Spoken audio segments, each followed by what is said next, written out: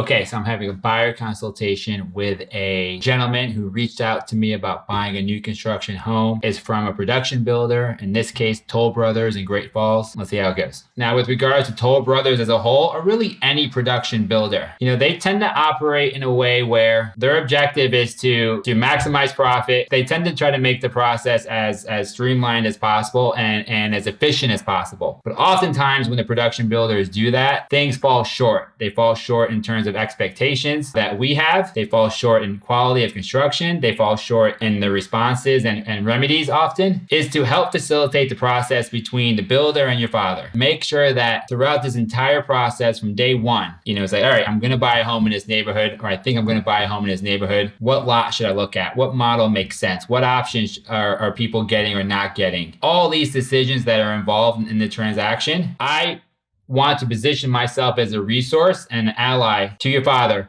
in order to make sure that whatever decision he does ultimately make, he feels really good about. I've worked with Toll Brothers a lot over the years, and it's been different, right? Pre-COVID, I viewed my primary responsibility as helping you get the best deal possible. Where can we add value? Where can we negotiate? What's really expensive that shouldn't be really expensive? What's the best lot? How do we get the premium knocked off? That was really my objective pre-COVID, getting the best deal possible, making sure you pay no more than you need to, right? And also making wise decisions throughout the entire process. In this COVID world, in this market we're in now, my role has changed, just the nature of the market, right? Now my role is how do we make sure that we hold the builder accountable to not only deliver the quality home that we expect, but also remedy the deficiencies that we identify, deliver the house on time, and ultimately make sure that we're still not taking advantage of. I'll give you an example. I'm working on a new construction right now in Vienna, Virginia, where it's been headaches the entire time with regards to, hey, we can't get that stone anymore, so now you're going to use this stone. And I'm like, well, wait a second. I found the stone that they wanted and that you promised us at a Lowe's. Why are you telling us we can't get it? They're like, well, if we get it from our supplier, it's going to delay things 6 weeks. Well, I understand you're saying that, but it's available right now and you can go buy it. And it was a big fight. Ultimately, it went to upper management. They relented. They ultimately ended up giving us a stone that we initially wanted, and the client was thrilled. That's just a small example. But it's really just about being a resource and guide for your dad throughout the entire process. Yeah, and everyone's different. I'll have some clients who, the process goes swimmingly. It's super straightforward. I'm not really involved a whole lot. There's problems here and there, inspection, walkthrough, etc. But then there's other clients where they literally call me every single day with an issue. And also, holding the builder accountable for when things go wrong, because things inevitably go wrong in new construction, especially over the last 2 years where they were understaffed, using less than quality materials. And really they had everyone by the balls. Like, well, sorry, that's just the way it is. And a lot of times the client, they have positive relationships with the sales team, with the construction manager, and they're living in a neighborhood. And it's my job to sort of be that bulldog that goes in and says, no, this is not acceptable. I understand you're saying this is your solution, but we don't find this solution acceptable. Here's a third-party contractor, a third-party engineer, and here's the solution they proposed. And this is what we're comfortable with. And how do we make sure that ultimately that is successful versus what you're providing us? There's no guarantees that it goes our way every time, but I could go over 1,000 examples of where the builder said one thing, another thing happened, and we had to fight and escalate in order to get a solution. So I'll give you 2 examples with the Toll Brothers home, not in this community. It's my job to be a resource for your father as well, right? And when it's time to have that inspection, usually right before the drywall goes in, my inspector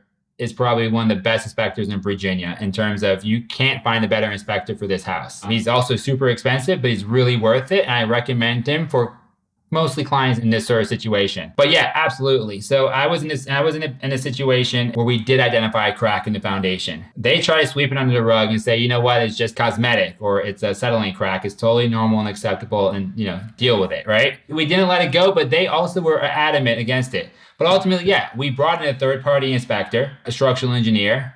He gave us a plan of action of what he wanted to do. We presented that plan of action to the builder, and they were like, no way, we're not doing this. This is just too cumbersome, expensive, etc. But in those situations, it's the person who's willing to make the most amount of noise, who's willing to put up the biggest fight and be the biggest headache for the builder, and then you're going to get their attention. Because you're just one of like a dozen folks at any given time with dealing with issues. But unless you're just like saying, all right, who's the manager? Who's the vice president? Who's the regional in charge of this community and in charge of this state, whatever it is, we're automatically going to escalate it and fight for it. And ultimately, they did relent. We came up with a solution where we measured the crack, we monitored it for 2 weeks, we injected epoxy, and all in all, we were satisfied with the solution. For example, there was a big pile of water in the middle of a room where there was no plumbing, there were no issues. It clearly came from the roof, right before drywall, where the roof should have been tight. No one could find the leak. It never leaked again, and they just considered it solved. But we were like, well, no, the water was there. I mean, there was a leak, and it could have been, one of these 1 in 20 year rains, right? Where it rains really, really, really bad. We had a really wet summer that summer. We would not let them put the drywall up until they found the source of the water and ultimately fixed it. So we had them bring in a water truck. We blasted the house with the water truck. We found the leak. And it was repaired. Yeah, what I would say, you have the base price, you have structural options, and then you have design center. The design center is where one can go nuts. But I'll send that to you. That's a big thing. That's a good question as well, because folks tend to underestimate what they will spend all in. You mentioned like not babysitting or being around. For lot 30, for example, I visited the model home 3 different times strategically to make sure I ran into a different salesperson every time I went. I knew their schedules. So I knew this person was off Monday, Tuesday, this person was off Thursday, Friday. So I wanted to make sure I got a chance to speak with each of them individually and just sort of pick their brain. How many offers do you expect? What did the last one go for? Do you feel like it's going to be plus or minus 100? How many cost estimates have you wrote on this lot? Do you think this number will be okay? Now, they're not actually giving me hard answers because they can't. But if you create a rapport and you empathize with them, they tend to give you information that's helpful in being ultimately successful. And for lot 30, for example, right now we are actually negotiating with upper management about rotating the house 2 feet. That's it, rotating the house 2 feet, because we see on the paper it says it's possible. They're saying that they can't do it, but we're looking at something that says there's room. We're also negotiating adding windows in a place where they don't have a window option, and they're saying no, we can't do it because they're pre-built, etc. Like, well, we really want windows there.